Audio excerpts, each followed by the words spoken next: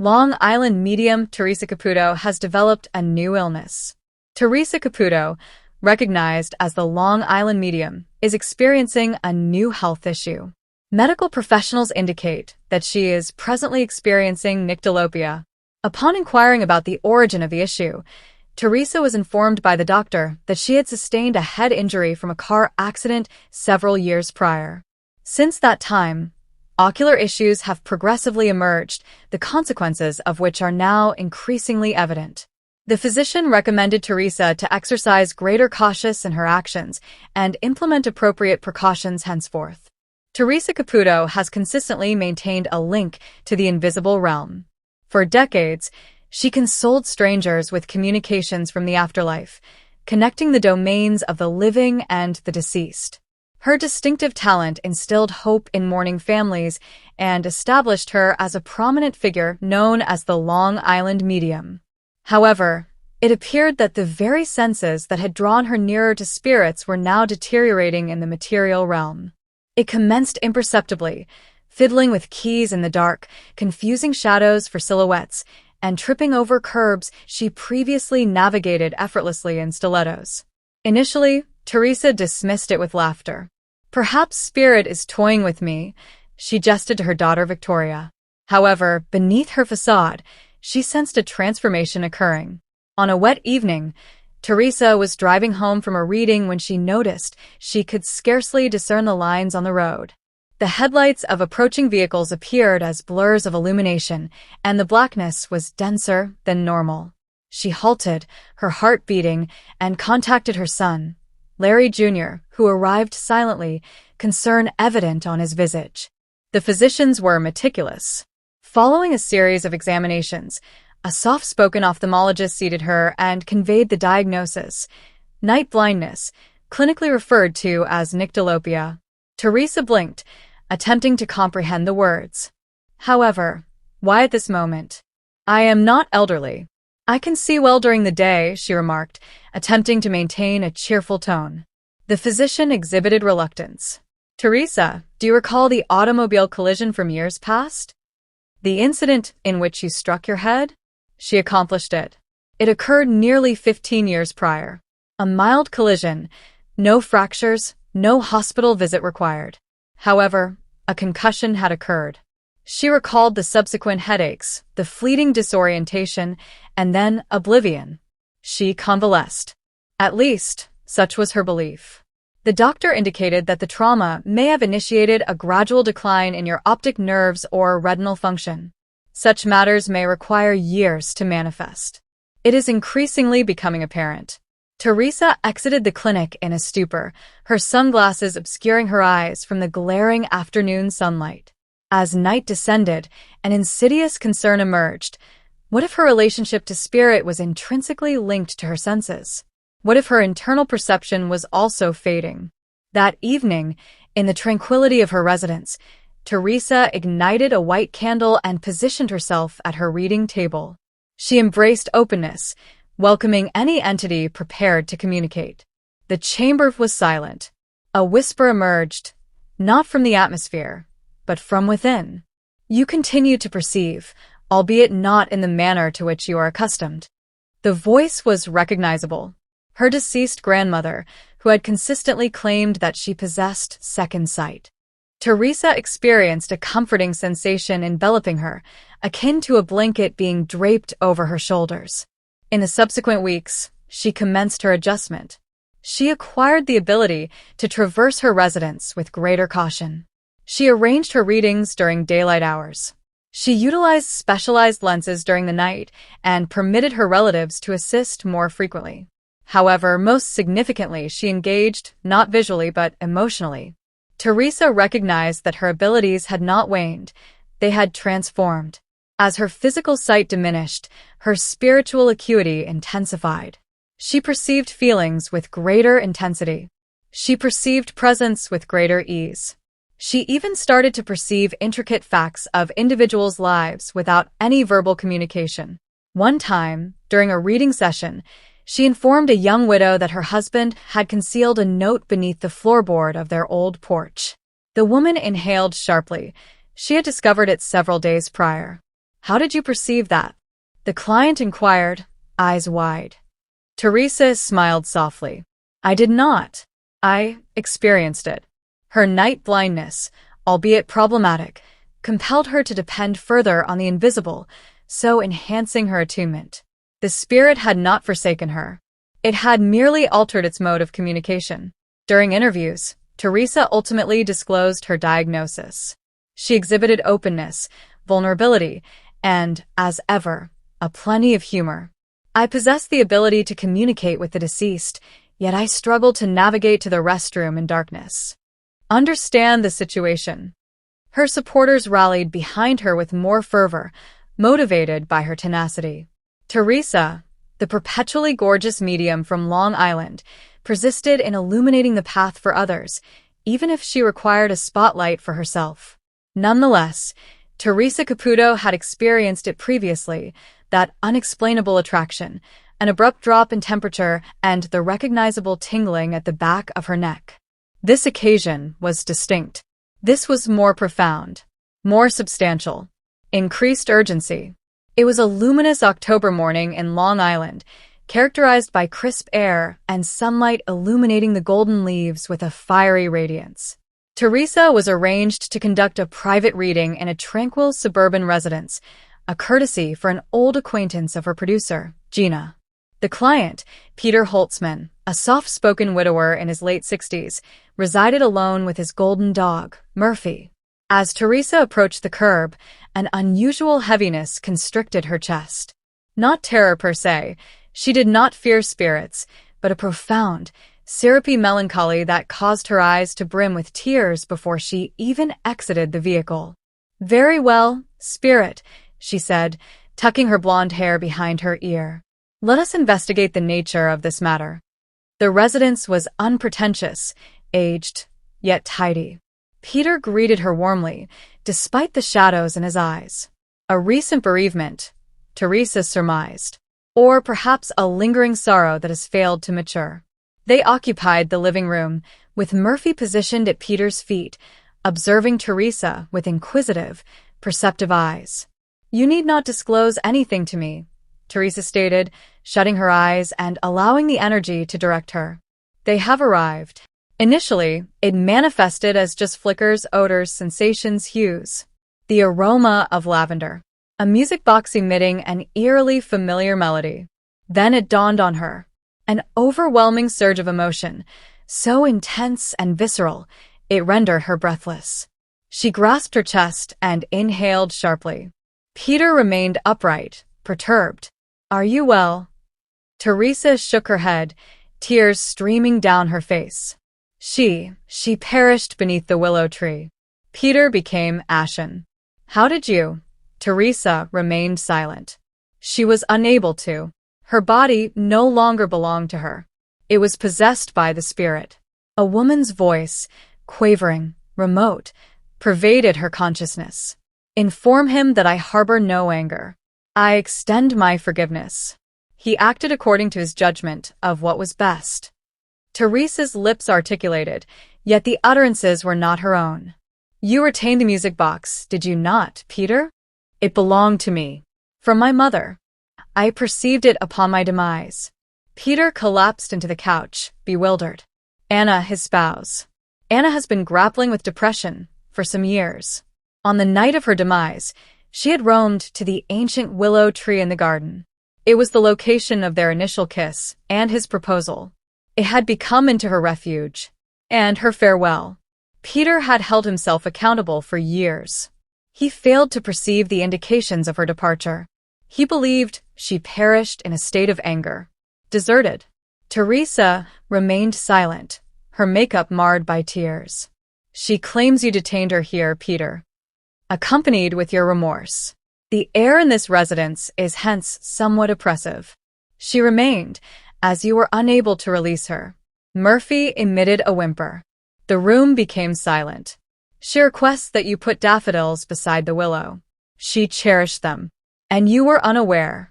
Peter wept. A lifetime of sorrow was unleashed in an instant, and as he wept, the atmosphere in the room transformed, became buoyant. Theresa gazed upward. She has departed now, she murmured. She delayed her farewell for this duration.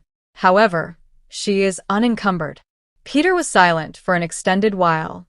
Ultimately, he rose and proceeded to the rear window, where the willow tree undulated in the zephyr.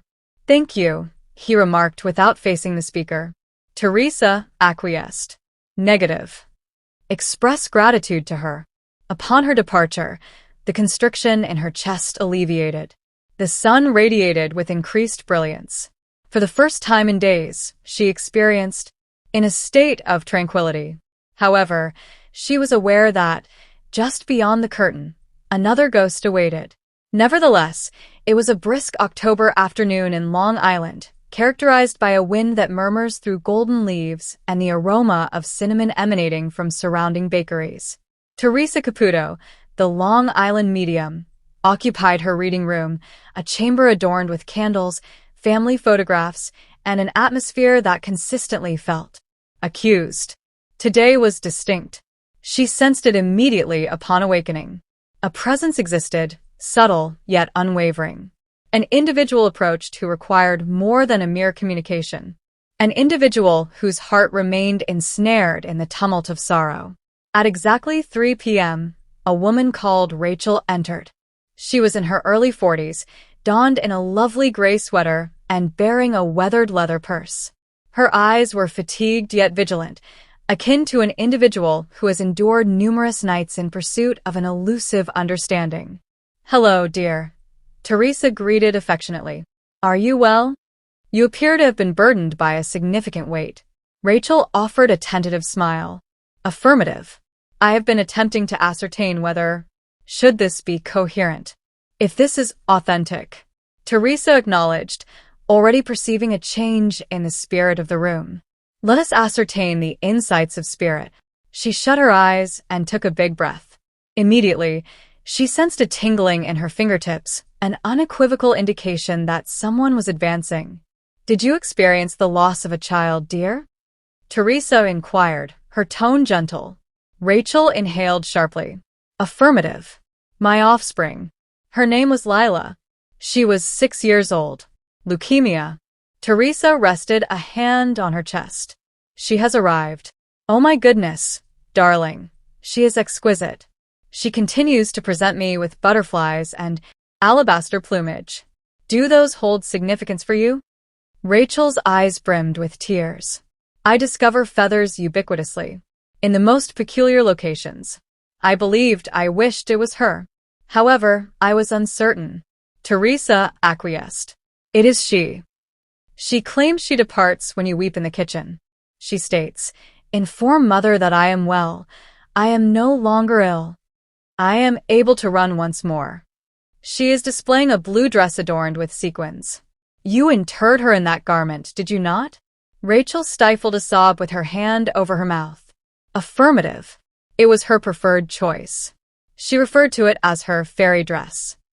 Theresa blinked, tears poised to spill from her eyes. She expresses gratitude. She recognized that you selected it with affection. She wishes for you to understand that she is present with you while you listen to her music, the lullaby CD. She performs vocally with it. Rachel sank into the couch, her body quaking. Each night, I engage with it prior to retiring for sleep.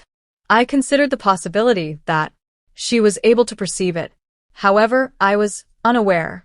She does, affirmed Theresa. She asserts that you must cease attributing blame to yourself. She is stating, inform mother that she exerted every effort possible. Inform her that it was not her fault. Rachel, she desires for you to get beyond that time of farewell. She desires you to recall her laughter, her playful dances in the living room, and her whimsical knock-knock jokes.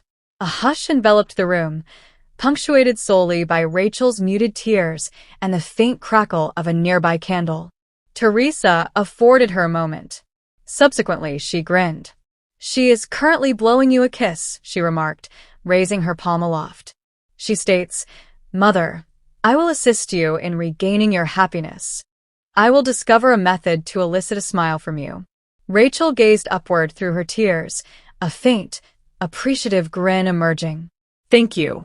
Thank you very much. Theresa extended her hand and grasped it firmly. No, dear. Express gratitude to her. That small spirit possesses great strength. She has never abandoned you. As Rachel departed, a delicate feather descended from the ceiling. Theresa smiled, aware that Lila remained present, dancing in the breeze. Nevertheless, on a luminous Tuesday morning in Long Island, Theresa Caputo aimed solely for a tranquil hour at the grocery shop. She held a list, sunglasses on her head, and a prayer in her heart that she could procure almond milk, Italian sausage, and dry shampoo without encountering the spirit realm. However, as any admirer of Long Island medium is aware, tranquility is not quite Theresa's ally. While navigating aisle 7 of Marino's Market with her cart, Theresa abruptly halted. A shiver coursed down her spine, not due to the freezer section, but from an alternative source. She rested her hand on her chest, her heart pounding. The fluorescent lights momentarily flickered. "Oh dear," she murmured. "Not at this moment. I am merely attempting to acquire some marinara." A formidable presence loomed, a masculine force, mature, authoritative but affectionate. Theresa momentarily shut her eyes. A man is present. He is adorned with suspenders, with a pronounced Brooklyn accent, and persistently gestures towards the corned beef. Is this lunch from the afterlife? She surveyed her surroundings. A woman in her early 60s was examining pickle jars nearby, oblivious to the spiritual turmoil unfolding about 5 feet away. Theresa maneuvered her cart nearer. "Pardon me," she stated softly. "I understand this may seem unusual, but do you have a father who recently deceased? He has arrived and is quite adamant that you are purchasing the incorrect brand of pickles." The woman blinked in astonishment, her lips separating. "My father died 4 months ago. He despised sweet pickles." "That elucidates the shouting," Theresa responded with a faint smile. "He advises me, do not allow her to spoil the sandwiches. He states that you are performing admirably, but advises caution regarding sodium intake." Emotions surged in the woman's eyes. "That is precisely characteristic of him," Theresa acquiesced. "He expresses pride in your assistance to your daughter during the divorce proceedings. He perceives everything. You possess greater strength than you realize." The woman collapsed, releasing the jar of pickles into her cart. "I appreciate this. I was not anticipating it today." "I did not either," Theresa remarked, touching her list. "However, spirits do not adhere to my timetable. The moment has elapsed. The cold dissipated. The overhead lights stabilized." Theresa embraced the woman softly and proceeded, muttering to herself while reviewing her list once more. "Next, coffee filters, frozen peas, and ideally no further obstacles between me and the paper towels." As she rounded the corner onto aisle 9, she experienced once more the electrifying resonance of another spirit in proximity. "Oh, for heaven's sake," she exhaled with a smile. "I will never escape from this place." Nonetheless, 3 years had elapsed since the Wilsons lost their son, Jacob. At the age of 10, he was abruptly taken from them by a severe sickness in the middle of the night, without warning or time for preparation. Since that day, their residence has been permeated by silence and the specters of the boy who once infused it with laughter and vitality. Karen, Jacob's mother, spent her days in a monotonous routine, preparing breakfast for no one, folding miniature t-shirts that would remain unworn, and gazing at the backyard treehouse Jacob had implored his father to construct. Tom, her spouse, had become taciturn, his sorrow concealed beneath layers of stoicism. One evening, Karen was viewing television when a replay of Long Island Medium aired. She had previously observed it, however, had never given it any consideration. However, that evening an unusual occurrence transpired. Upon entering a room filled with unfamiliar individuals, Theresa Caputo commenced revealing specifics that only their deceased relatives could have known, prompting Karen to sit upright. Teardrops cascaded down her cheeks. Something beckoned to her, an emotion, a murmur.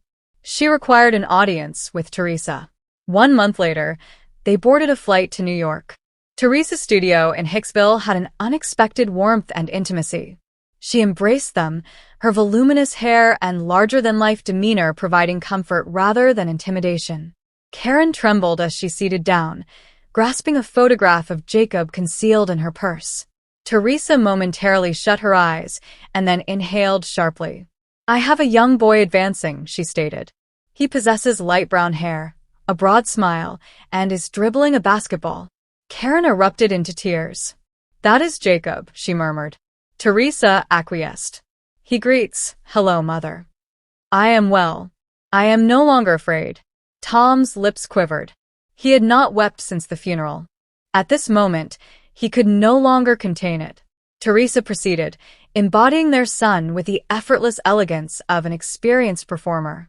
"He claims to be in the company of your father, Tom. They engage in fishing collaboratively. He adores it. He asserts that he has acquired the skill to capture the larger specimens presently." Tom closed and opened his eyes rapidly. "Father instructed him in fishing during the summer preceding his death." Theresa smiled softly. "Jacob states that he was unable to bid farewell. He wishes for you to understand that he listens when you speak to him, particularly during the nocturnal hours." Karen assented eagerly. "I converse with him nightly before I retire." And Theresa hesitated, her eyes widening significantly. "He claims that the bluebird visiting your window is him." Karen inhaled sharply. For several months, a small bluebird had been appearing at her kitchen window each morning. She had perpetually contemplated. Theresa afforded them the opportunity to weep, converse, and bond.